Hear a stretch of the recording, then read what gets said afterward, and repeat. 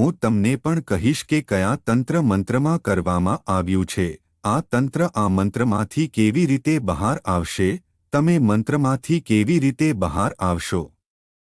ચિંતા કરશો નહીં, તમને તે વસ્તુનું કારણ પણ જણાવીશ. તમે તેનાથી કેવી રીતે બહાર આવશો, હું તમને તમારા જીવનમાં જે રીતે પીડાય છે તે પણ કહીશ. આ તંત્ર મંત્રોને કારણે હું તમને તેમાંથી બહાર કાઢવાનો માર્ગ પણ કહીશ. જો કોઈ સ્ત્રી તમારા પર તંત્ર મંત્ર બનાવે છે તો તે તમને અસર કરશે નહીં અને કોઈ પણ તમારા વાળને રોકી શકશે નહીં. હા મારા પ્રિય મિત્રો, આ શરૂઆતથી તમારે મારી સાથે શું કરવાનું છે, વિડિયો મિત્રોએ છેલ્લા સુધી રહેવું પડશે, કારણ કે આ વિડિયોમાં તે સ્ત્રીનું નામ, બધી માહિતી છે અને સમાધાન માત્ર મિત્રો જ નથી અને ઉપાય મોટો નથી, કોઈ સમસ્યા નથી, પરંતુ તમે કોઈ પણ દિવસ સરળતાથી કરી શકો છો. તમે કોઈ પણ દિવસ કરી શકો છો.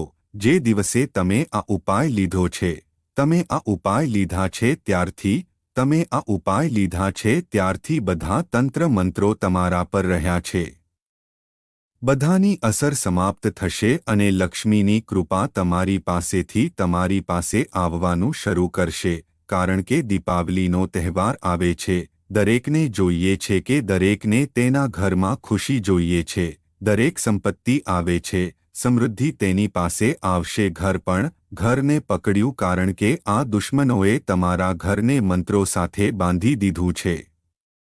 આજે મિત્રો તમારા ઘરને તે બંધાયેલા કરણથી મુક્ત કરશે, પરંતુ તે જરૂરી નથી કે ફક્ત તંત્ર મંત્રમાં ખુશી બદલાય છે. તે ખરાબ આંખ છે અથવા તે પણ કામ કરતું નથી. ખૂબ મોટા ઝેર તરીકે તે સુખ માટે માનવામાં આવે છે. જો કોઈ ખરાબ સ્ત્રી અથવા ખરાબ વ્યક્તિને દૃષ્ટિ મળે તો પછી મનુષ્યનું જીવન ફૂલો જીવન નાશ પામે છે. મિત્રો, એક પછી એક પરિવારમાં મુશ્કેલીઓ છે. લાગે છે કે કોઈની પાસે કોઈની કાળી આંખ હોય છે, કોઈની પાસે કોઈની મર્યાદા કરતાં વધુને વધુ શોકમાં ફેરવાય છે. પગ એટલા ખરાબ છે કે જો તે તમારા ઘરની થ્રેશોલ્ડ પર પડે છે તો નકારાત્મક શક્તિઓ તમારા ઘરની જેમ જવાનું શરૂ કરે છે. બીમાર, તમારા ઘરના બધા સભ્યો મિત્રો સાથે ગુસ્સે થવાનું શરૂ કરશે. ઝઘડો એકબીજા સાથે શરૂ થશે, જે એકબીજા સાથે ઝઘડો કરવાનું શરૂ કરશે. તમે બીમાર થશો.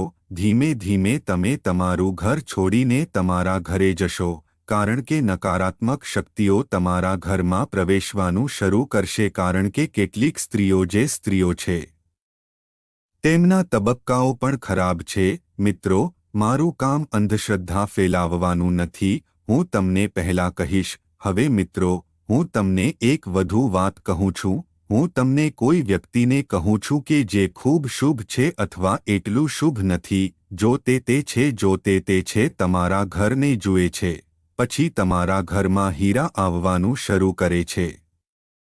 તમે તમારા ઘરમાં સમજો છો, દેવી લક્ષ્મીએ તમારા ઘરમાં પગ મૂક્યો. હવે તમારે ઓળખવું પડશે કે કોણ શુભ છે અને કોણ અશુભ છે. તો તમારે તે જાણવું પડશે કે જો કોઈ સભ્ય તમારા ઘરે આવે છે અને તે આવે છે કે તરત જ તમારા ઘરમાં, જો તમારા ઘરમાં બધું સારું રહેવાનું શરૂ થાય છે, તો કોઈ માણસ અથવા તે બાળક તમારા માટે ખૂબ નસીબદાર છે. તમારા માટે વાસ્તવિક માતા લક્ષ્મીનું સ્વરૂપ એ સંપત્તિના દેવનું સ્વરૂપ છે. અને જો કોઈ માણસ તમારા ઘરે આવે છે અને ઝઘડાઓ તેના આગમનથી શરૂ થાય છે, ઘરમાં શોક કરે છે, એવું લાગે છે કે લડાઈઓ લડવાનું શરૂ કરે છે, સંપત્તિમાં પણ સમસ્યાઓ આવવાનું શરૂ થાય છે, પછી તેને ટાળવાનો તમારો સમય છે. મિત્રો, અને તેને ઘરમાં આવવા દેતા નહીં કે ન કરો. તેઓએ તેમની નજર તેમના ઘરમાં પડવા દેવી પડશે, કારણ કે આ લોકોએ તેમના ઘરમાં પડવું પડે છે, કારણ કે આ લોકો મિત્રો ખૂબ જોખમી છે. મિત્રો, હું તમને કહેવા માંગુ છું કે જેઓ તમને કોઈ પણ રીતે બાળી નાખવા માંગતા નથી.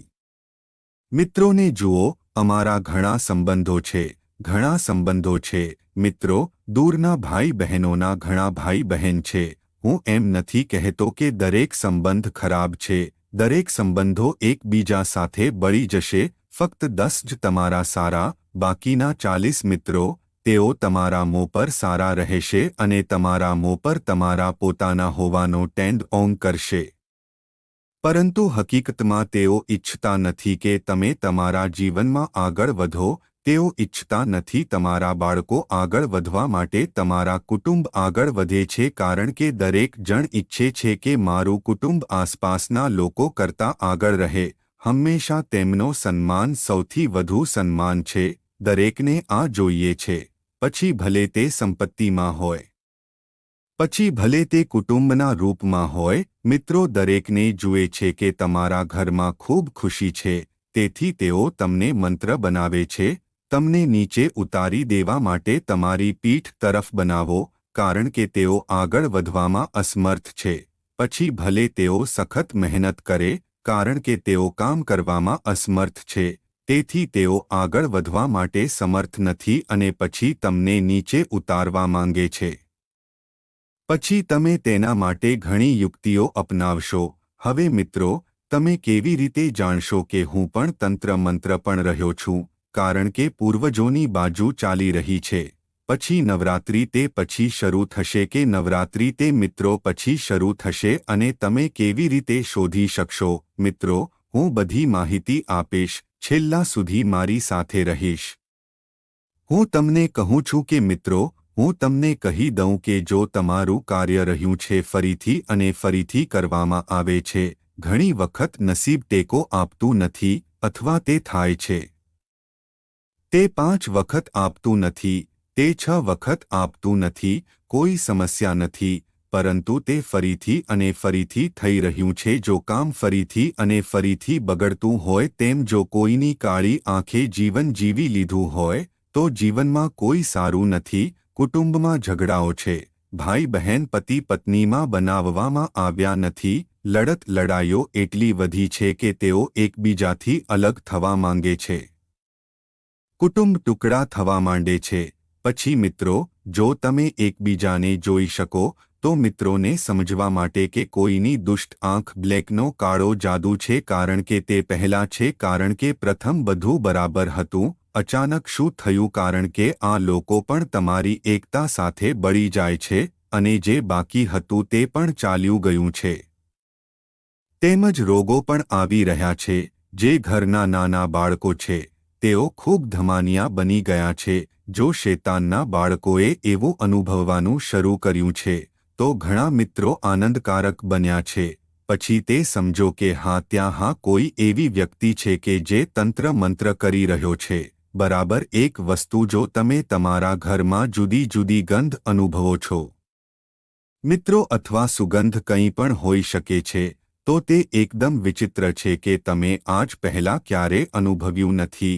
જો આવું થઈ રહ્યું છે, તો સમજો કે કેટલાક તંત્ર મંત્રનો પડછાયો ઘરે ફરતો હોય છે, કારણ કે જ્યારે ઘરમાં તંત્ર મંત્ર હોય છે, ત્યારે નકારાત્મક શક્તિઓ પણ તે આકર્ષિત થાય છે અને પછી આવી સુગંધ ગંધ આવે છે. આની સાથે કેટલાક હશે ઘરમાં અચાનક વસ્તુઓ, જેમ કે ઘરમાં આગ લાગશે, ઘરમાં જે દૂધ છે તે ઉકળતા શરૂ થશે અને જંતુઓ ઘરમાં બહાર આવવાનું શરૂ કરશે અને ઘરમાં બહાર આવવાનું શરૂ કરશે. ઘરના દરવાજા છે, તમે સ્વચાલિત ઉદ્ઘાટન શરૂ કરવાનું શરૂ કરશો. હવે તે આ બધી બાબતો છે. હવે તમે કેવી રીતે બહાર આવશો? શું હું તેનું નામ કહેવા માટે આવી શકું છું?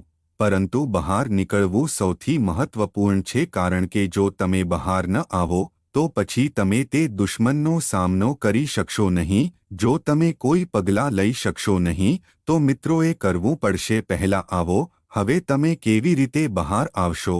હવે તમારે ઘરના બધા લોકોને, તમારા આખા કુટુંબ સાથે કહેવું જોઈએ કે તમે બધાને સાંજે ભેગા થવું જોઈએ. સાંજે એક લીંબુ આપો. સાંજે તમારા હાથમાં હાથ અને તેમને ભગવાનને આપો. જેમ કે દરેક વ્યક્તિ પ્રાર્થના કરે છે, તેમ મંદિરની સામે મૂકી દે છે, અથવા તેઓ ભગવાનની સામે બેસે છે અને પૂજા પાઠ કરે છે. અને એવી રીતે બેસીને અગરબત્તીમાં બેસવું ખૂબ જ મહત્વપૂર્ણ છે. દીવો અને તમારા ભગવાનના પરિવારનો દીવો મૂકો. મિત્રો, તમારે કુલ દેવતા વિશે ધ્યાન કરવું પડશે અને તેઓ કહે છે કે મારા કુલ દેવતાઓ તમારા પરિવારનું રક્ષણ કરે છે, તમારી શાળાને સુરક્ષિત કરે છે, જેની પાસે તંત્ર મંત્ર છે, જેણે તંત્ર મંત્ર બનાવ્યો છે, તેને સદ્ભાવના આપો અને અમારા પરિવારમાંથી આ બધા નકારાત્મક દૂર કરો એનર્જી જા અને તંત્ર મંત્ર અને ત્યાં તમારી મુઠ્ઠીમાં સ્ટાન્ડભા રહો અને સ્ટાન્ડભા રહો અને તમારા માથાથી પગ સુધી ઊભા રહો અને તે લીંબુને તમારા પોતાના હાથથી ઉપર અને નીચે બનાવો. બધા 21 વખત હા બધા સાથે મળીને એક સાથે કરો. હાય છે માથાથી પગ સુધી 21 વખત ઉડાન કરો. તે પછી તમારે તે લીંબુને કોઈ પણ ગંદા ડ્રેઇનમાં ફેંકી દેવો પડશે. હા મિત્રો, તે લીંબુને 2 ભાગમાં કાપીને તેને ગંદા ડ્રેઇનમાં ફેંકી દો. કાળજી લો કે તમે તેને ગંદા ખાઈમાં ફેંકી શકો. ગંદા તમે જ્યાં ગંદકી છે ત્યાં તેને ડ્રેઇનમાં ફેંકી શકો છો. હા, તમે સમજી શકતા નથી. જો તમે સમજી શકતા નથી તો તમે મારી ટિપ્પણીમાં પૂછી શકો છો કે ગુરુજી ઉપાય ફક્ત મને સારી રીતે કહો, પછી હું તેને સારી રીતે સમજાવી શકું. તો હું સમજાવી શકું તે ત્યાં સારી રીતે છે. અને જો કોઈ અન્ય સમસ્યા છે, જો તમે બીજી સમસ્યાનો સામનો કરી રહ્યા છો તો તમે મને મિત્રો પણ કહી શકો છો. ચાલો હું તમને થોડી વધુ માહિતી આપીશ. હવે હું પૂતળા પક્ષ અને નવરાત્રિ જોઉં છું અને તે પછી દીપાવલીનો તહેવાર. આ સમયગાળા દરમિયાન ઘણા તહેવારોમાં આવે છે તો તંત્ર મંત્ર વધે છે. તેથી તમારા ગળામાં તમારે તમારા ગળા પર હનુમાનજીના નામનો દોરો પહેરવો જોઈએ. કોઈ પણ મંદિરમાં જાઓ, કોઈ પણ હનુમાન મંદિરમાં જાઓ અને તમારા ગળા માટે કાળો રંગનો કાળો દોરો મેળવવો જોઈએ. તેને તમારી ગળામાં થ્રેડ કરો અને પહેરો. તે હંમેશા તમારું રક્ષણ કરશે. કારણ કે આ સમય દરમિયાન મિત્રો, જેમ મેં કહ્યું હતું કે ઘણા લોકો છે કે જે જીલની લાગણી જુએ છે. જો તમે કોઈને કહી શકો કે તમે મને જોશો નહીં, તમારી આંખો છે પૂર્ણ, અમે તેને ઘરે આવવાથી રોકી શકીશું નહીં, અમે તેને શક્ય તેટલું નકારી શકીએ નહીં.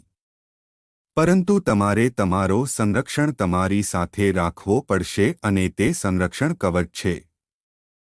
કાળો થ્રેડ તમારી ગળા પર પહેરેલો છે, જે કરશે તમારા લોકોની નજરનું રક્ષણ કરો. તમારું રક્ષણ પણ કરશે. તમારા પરિવારમાં કોઈ નકારાત્મક શક્તિ રહેશે નહીં. અને જલ્દી મેં લીંબુનો ઉપાય કહ્યું, તમે તે કરશો તો પછી તમારા ઘરમાંથી નકારાત્મક એનર્જી દૂર કરવામાં આવશે. બધી નકારાત્મક એનર્જી બહાર જશે અને તમારા આગામી તહેવારો ઘરમાં કુશળ બનશે. આભાર.